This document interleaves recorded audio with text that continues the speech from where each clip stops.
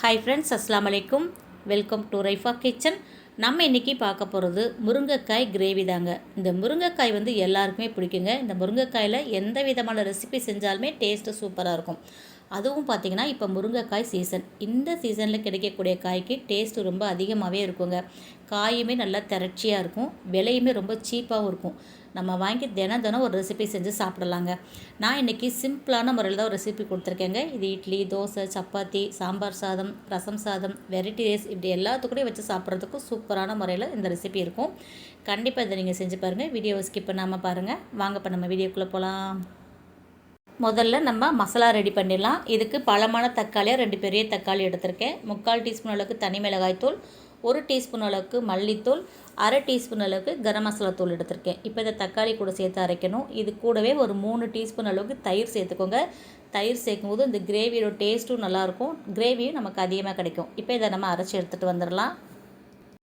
இப்போது stove on பண்ணிவிட்டு ஒரு கடாய் அடுப்பில் வச்சுக்கலாம். ஒரு 3 டீஸ்பூன் அளவுக்கு எண்ணெய் சேர்த்துக்கோங்க. எண்ணெய் நல்லா சூடானதுக்கப்புறம் 2 பெரிய வெங்காயம் கட் பண்ணி வச்சுருக்கேன். இந்த வெங்காயத்தையும் இது கூட சேர்த்துட்டு நல்லா வதக்கி விட்ருங்க.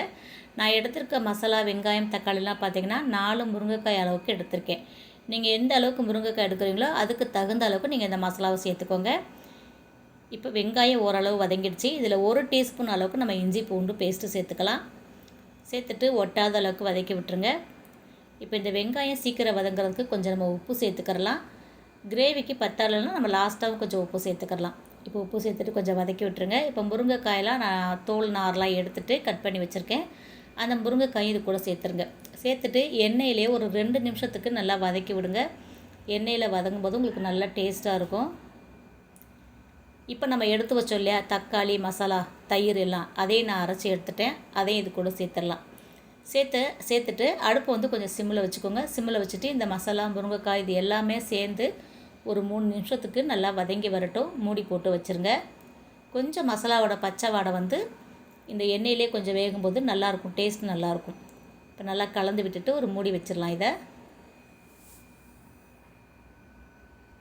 இப்போது காய், மசாலா எல்லாம் நம்ம நல்லா எண்ணெயிலே வதக்கி விட்டுட்டோம். இப்போ முருங்கைக்காய் வேகிற அளவுக்கு நம்ம தண்ணி சேர்த்துக்கலாம்.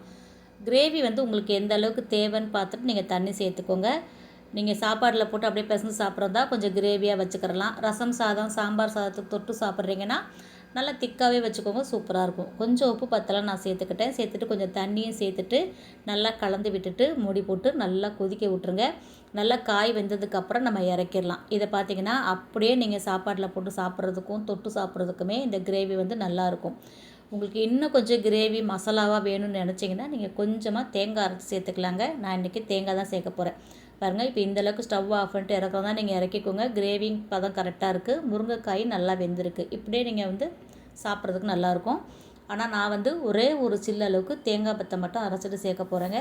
ஏன்னா நான் இன்றைக்கி ரசத்து கூட வச்சுருக்கேன். அதனால் தொட்டு சாப்பிட்றதுக்கு கொஞ்சம் கிரேவியாக இருந்தால் நல்லா இருக்குன்றதுனால கொஞ்சமாக நான் தேங்காய் அரைச்சி ஊற்றிருக்கேன். தேங்காய் ஊற்றாட்டாலுமே டேஸ்ட்டு சூப்பராக இருக்கும். தேங்காய் ஊற்றும்போது இன்னும் கொஞ்சம் டேஸ்ட் ரொம்ப அதிகமாக இருக்கும்.